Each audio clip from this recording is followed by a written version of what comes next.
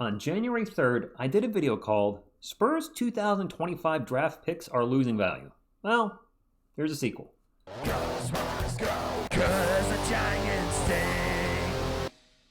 What is up, San Antonio Spurs fans? Welcome to TSR Sports TGIF, and my, how things have changed in 2025. And if there's any Atlanta Hawks fans coming in, for the record, not happy about the Jalen Johnson injury. Of course, I wanted you guys to lose so we could get a better draft pick because your pick's unprotected. Not the way I wanted it to happen, though, so best wishes to him. Speedy recovery, great player, great young player for you guys, and wish him the best. That being said, we take a look at 2025. Our San Antonio Spurs, since that video, are 3-8. And the Hawks have lost 7 in a row. You can't see it because my head's blocking it. I'll take my head away. There they are, right there in the 11th spot. Lost 7 in a row, 3-7 in their last 10 games. Johnson being out for the season with a torn labrum really hurts the team. He's a starter that played 36 minutes a game, 19 points a game, 10 rebounds, 5 assists, 1.5 steals, and a block. That is a ton of production to lose on both ends of the floor. When I take a look at the standings here with the Atlanta Hawks, they are only a couple wins ahead of the Chicago Bulls, and who knows what the Bulls are going to do. Are they going to blow things up at the trade deadline? Who knows? But there's a chance with Atlanta slumping right now and really missing Jalen Johnson. Maybe Chicago passes him. Maybe the Sixers. You got to think the Sixers, with the players on that roster, are eventually going to figure it out. They have won 4 in a row, and they're right now 19-27, just a few games behind Atlanta. Maybe Atlanta drops below, heck, the Spurs, the Bulls, and the Sixers. And talking about our Spurs, I think they're going to sit right where they are, right around 10. And yes, we're only 4 wins behind the Kings, the Warriors, and the Suns. Guys, 4 wins is a lot. That's more than we have for the entire month. We have 3 for the month. Got a game tonight against Milwaukee. Going to be live for that, of course. That's going to be a tough game. Probably not winning that, barring a Wemby monster game, which is always possible. But things right now are not going well for our Spurs, and you got to point some fingers at Mitch Johnson for that. I don't know what he's doing with their lineups. This small ball nonsense with center Sohan, I don't get that. By the way, Jeremy had 0 rebounds in 26 minutes versus LA. 0.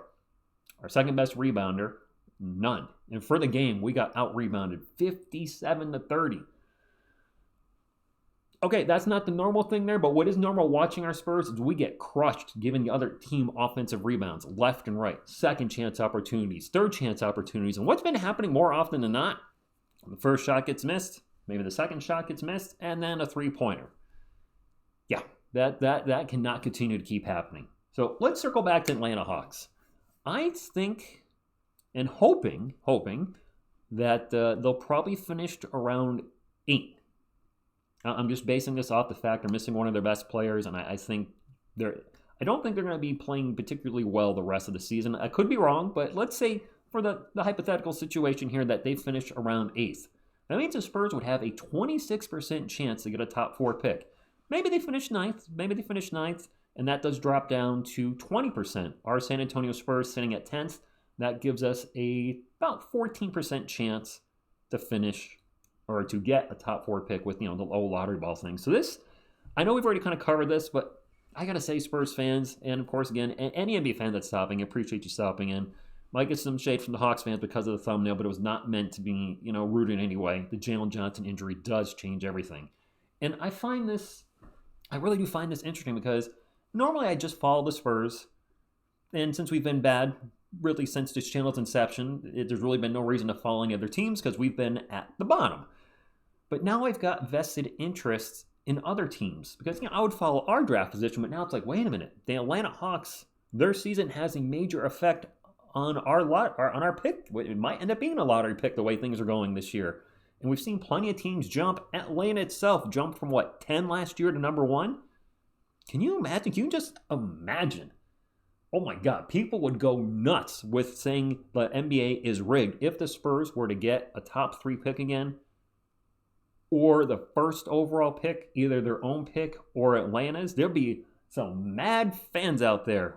And if the Spurs do get that pick, after picking Wemby first, Castle fourth, and then another top pick again. If they can't put the playoff team together out of that, then Brian Wright immediately gets fired, like just gone after a season or two. Whatever it is, I'm kind of rambling now. It's just I'm really intrigued because I'm also I'm following, hoping the Sixers do well. I'm like, come on, keep on winning, keep going, Chicago, turn things around, and hey, turn the beat around.